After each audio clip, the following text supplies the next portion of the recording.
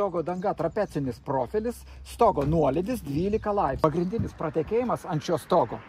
Stogo dangos lakštų perdengimas iš ilgio. Vanduo pakyla iki varžtų, kapiliarinis efektas. O esant ekstremaliomis oro sąlygomis, vanduo pakyla netgi iki stogo dangos krašto perdengime. O perdengimas yra net 25 cm ir prie 12 laipsnių stogo nuolydžio jis yra per mažas. Pakėliau apatinį stogo dangos lakštą ir čia akivaizdžiai matosi, kaip per varžtų skyles vanduo skverbėsi į grebėstą ir pūdo jį. Stogui 20 metų ir čia akivaizdžiai matosi, kaip susidėvėjo difuzinė plėvelė po stogo danga. Išvada tokia, kad stogo danga tarnauja dvigubai ilgiau negu difuzinė plėvelė. Todėl įrengiant naują stogą patarimas rinktis maksimaliai kokybišką difuzinę plėvelę, kad neatsitiktų štai taip. Ar koks įmanomas remontas šio mazgo? Galima nupirkti, užsakyti stogo dangos lakštus, sakykime, metro ilgio ir padaryti perdengimą. Bet dažniausiai yra sudėtinga gauti tokios pat stogo dangos, kai jinai yra gaminta prieš daug metų. Realiausias variantas, tesnis variantas, bet taip pat patikimas, nukirpti stogo dangą virš varžtų, tas vietas užtaisyti su varžtais arba su hermetiškomis kniedėmis su tarpinėmis. O tose vietose, kur yra perdengiamas, sumontuoti tarpinės, kad vanduo nepakiltų aukščiau krašto.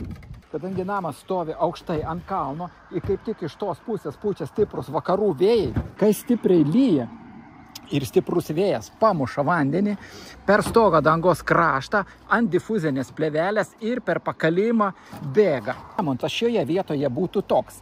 Stogo dangos kraštą atlenkti į viršų, kad nebepamuštų vandens, bet tada užsidaro oro tarpas. Nors čia jo ir taip nėra difuzinė plėvelė užspausta. Kad atstatyti oro cirkuliaciją, kraštas bus atlenktas į viršų, o lankstinį reikia išlankstyti kitaip, su tokiu lenkimu, kad būtų niša. Oras galėtų apeiti jį ir išeiti iš po skardos laukan. Pat pratekėjimas prie šio kamino. Kamino sijonas šiek tiek per daug nukirptas tose vietose, nes vanduo matosi pakyla iki šio bortelio, plus vanduo matosi pakyla, kad netgi iki čia aiškiai matosi vandens žymės. Čia pridaryta štai skylių, o iš kitos pusės kamino sijono čia taip pat neteisingas suvedimas, čia įkirpta ir matosi sandarinta buvo hermetiko, todėl per tas vietas taip pat būna pratekėjimai, ypač žiemą, kai užsitvenkia nuo tirpstančio ledo. Taip pat ir antras kaminas, čia analogiškai reikalingas remontas. Toje vietoje stogo dangos lakštų perdengimas taip pat nesandarus.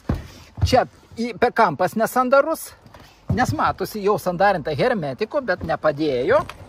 Kitoje pusėje, analogiškai kaip ir prie ano kamino, taip pat čia įkirpta, štai vanduo pakliūna per tą kampą, o tepta hermetiku vanduo, kuris pakliūna, nebeturi išėjimo, tai vanduo dabar skverbėsi dar giliau negu buvo prieš tai.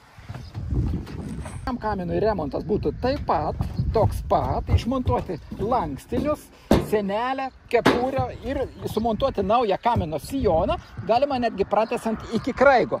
Kamino kepurė taip pat yra nesandari, čia suklijuota hermetikų viskas, štai, kol kas jis laiko, bet po to atkips ir pradės eiti vanduo į šachtas. Ir čia matosi, kad vanduo sukyla, kapiliarinis efektas, net iki stogo varžtų, o kai kuriuose vietose net iki lašinės krašto. Vanduo per kraštą pakliūna ant grebėsto ir pūdo jį. Bet kadangi mediena buvo impregnuota, puvimų stiprių nesimato.